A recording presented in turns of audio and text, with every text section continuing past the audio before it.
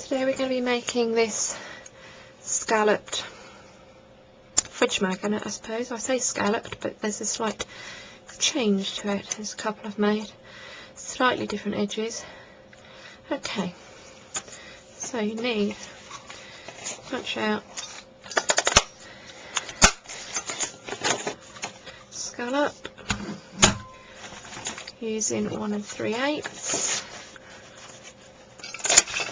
circle, and then run out of yellow. Let's find another bit.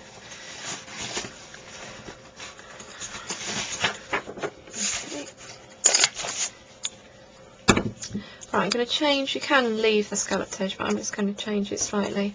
So get a post-it note or a thinnish bit of paper, just so you're not punching through too many bits. As I discovered earlier, you can't. Okay, stick it on there. Scallop punch again. You can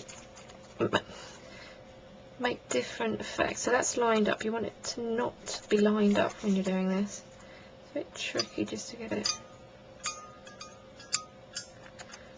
Try and get it in the middle of the scallop. Okay. There we go. So you then get this, stick it on,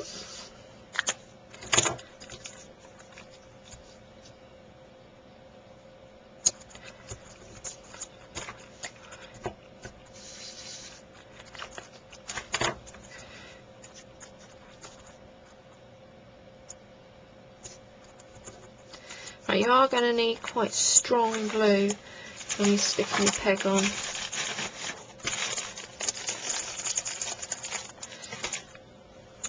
Run a line.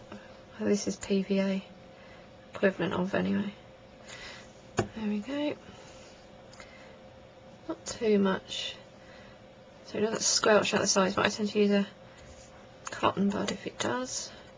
Hold it, and then when you've done that, just stick your magnet to the back. Then you've got your fridge magnets. There we go.